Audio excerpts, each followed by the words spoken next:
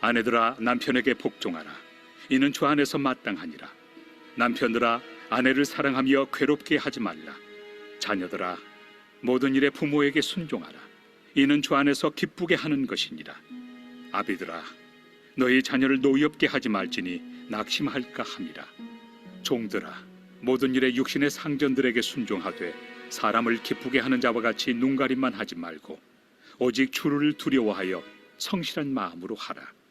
무슨 일을 하든지 마음을 다하여 주께 하듯 하고 사람에게 하듯 하지 말라. 이는 기업의 상을 주께 받을 줄 아나니 너희는 주 그리스도를 섬기느니라. 불의를 행하는 자는 불의의 보응을 받으리니 주는 사람을 외모로 취하심이 없느니라.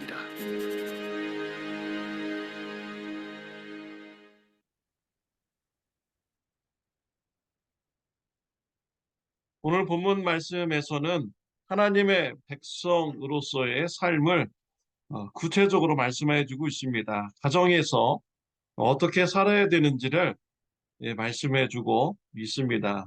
가정에서는 남편의 위치, 아내의 위치, 또 부모의 위치, 자녀의 위치가 있습니다. 또한 가정뿐만 아니라 오늘 본문에서는 직장에서의 삶, 노동자의 삶에 대해서 또 어떻게 살아야 되는지 구체적으로 말씀하여 주고 있습니다.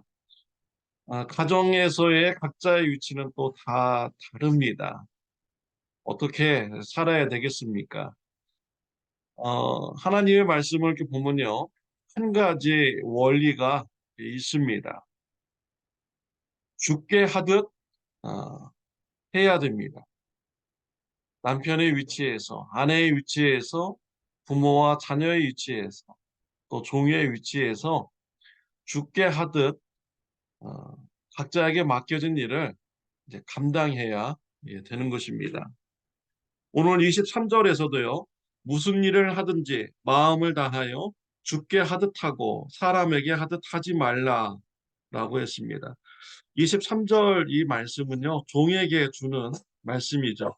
오늘날 직장인들에게 주는 말씀이라고 할 수 있습니다. 직장인들은 직장에서 자신에게 맡겨진 일을 죽게 하듯 최선을 다해서 해야 되는 것입니다. 이런 원리가 아내에게도 제시되고 있습니다. 에베소서 5장 22절에 보면 아내들이여 자기 남편에게 복종하기를 죽게 하듯 하라라고 말씀하고 있습니다. 가정에서 아내에게 말할 때 남편에 대한 일, 또 가정에서의 일, 이러한 맡겨진 일을 죽게 하듯 하라라고 에베소서에서 이렇게 말씀하여 주고 있습니다. 남편이 예수님이라는 것은 아니죠. 또 직장에서 상사가 예수님이라는 것이 아닙니다. 직장에서 자기에게 맡겨진 일을 하나님께서 내게 맡겨준 일로 알고 죽게 하듯이 최선을 다해서 감당하라는 것입니다. 가정에서도 아내에게 맡겨진 일이 있습니다. 아내의 역할이 있습니다. 하나님께서 주신 것으로 알고 죽게 하듯이 최선을 다해서 그 일을 감당하라라는 것이죠. 베드로전서 3장 1절에서도요. 아내들아 이와 같이 자기 남편에게 순종하라. 이는 혹 말씀을 순종하지 않는 자라도 말로 말미암지 않고 그 아내의 행실로 말미암아 구원을 받게 하려 함이니라고 했습니다.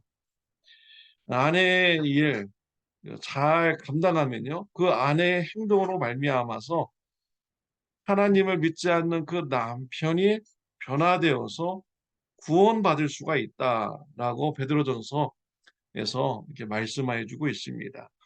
가정에서 맡겨진 이런 자신의 위치의 일을 죽게 하듯이 잘 감당하면은 그걸로 구원의 열매까지 맺을 수가 있다고 베드로전서에서 말씀해 주고 있습니다.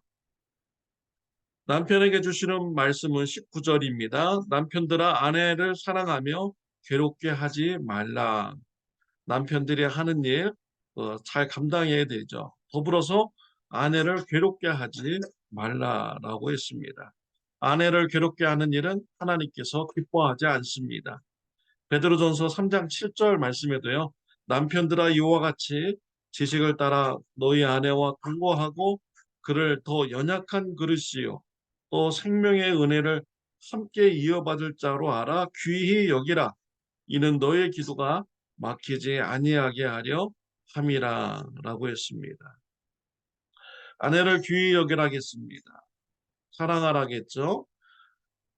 이는 너희 기도가 막히지 아니하게 하려 함이라. 아내를 괴롭게 하고 못 살게 구는 것 하나님께서 기뻐하지 않습니다. 그런 사람들의 기도를 하나님께서는 응답하시지 않는다라는 것이죠.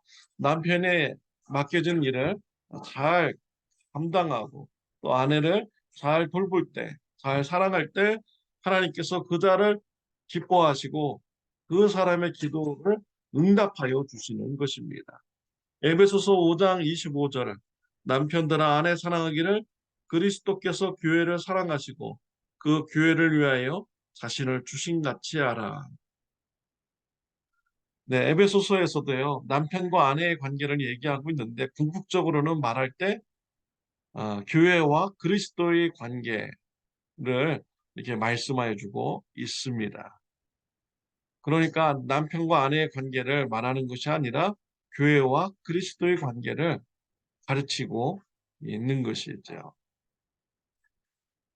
이것을 볼 때 우리가 또 중요한 이 원리를 또 우리가 볼 수가 있습니다. 이 성경에서는요, 가족의 문화를 가르치고 또 이어가는데 관심이 없습니다. 또 성경에서는 그 시대의 문화를 그 전통을 이어가도록 하는 것 관심이 없어요. 성경에서 말하는 것은 오직 예수 그리스도만을 가르치고 말씀하고 있습니다. 그래서 부부가의 관계에서도요, 예수님과 그 교회의 관계를 통해서 말씀을 하고 있는 것입니다. 그러니까 부부간의 관계에서도요, 중요한 점이 무엇이냐면 나에게 맡겨진 일을 주께서 나에게 맡겨주신 일로 알고 우리가 충성되게 감당하면 그 일로 인하여서 예수 그리스도가 가정에서 복음이 전파되고 불신자가 예수님을 믿게 하는 이러한 일을 이루라라는 것입니다. 또 부모와 자녀의 관계에 대해서도 본문에서는 말씀하여 주고 있죠. 자녀들은 부모에게 순종해야 되는 것입니다. 이는 주 안에서 기쁘게 하는 것이다 라고 20절에서 말씀해 주고 있죠. 또 21절에는 아비들아 너희 자녀를 노엽게 하지 말지니 낙심할까 함이라. 아비들은 자녀들을 잘 돌봐 주어야 됩니다. 자녀를요 자꾸 어, 화나게 만들고요. 그 자네의 그런 약한 점을 자꾸 지적해서 분노하게 만들고 낙심하게 만들면 안 됩니다. 부모로부터 그러한 대우를 받는 자녀가 부모가 믿는 하나님을 믿겠습니까? 믿지 않는 것이죠. 하나님께서 맡겨주신 자녀인 것을 알고요. 하나님께서 맡겨준 일을 죽게 하듯이 잘 감당해야 됩니다. 자녀를 사랑으로 잘 돌보고 위로하고 격려해야 되죠. 그럴 때 자녀가 마음이 평안해지고요. 예수님을 영접하는 이런 일이 일어나게 되는 것입니다. 가족 안에서도요. 나에게 맡겨진 일 죽게 하듯이 잘 감당하고 잘 감당함으로써 가정에 예수님의 복음이 전파되고 또 예수님의 말씀이 이루어지며 확장이 되는 이러한 축복이 저와 여러분들에게 있으시기를 바랍니다. 기도드리겠습니다. 하나님 아버지 감사합니다. 우리에게 가정을 주시니 감사합니다. 또 가정의 위치에서 남편의 직분, 아내의 직분, 부모의 직분, 자녀의 직분 주시니 감사합니다. 죽게 하듯이 잘 감당케 하여 주옵시고 이 일을 통하여 예수님이 전파되고 예수님을 영접하는 일이 이루어지도록 저와 우리 성도님들을 사용하여 주옵소서. 예수님의 이름으로 기도드렸습니다. 아멘.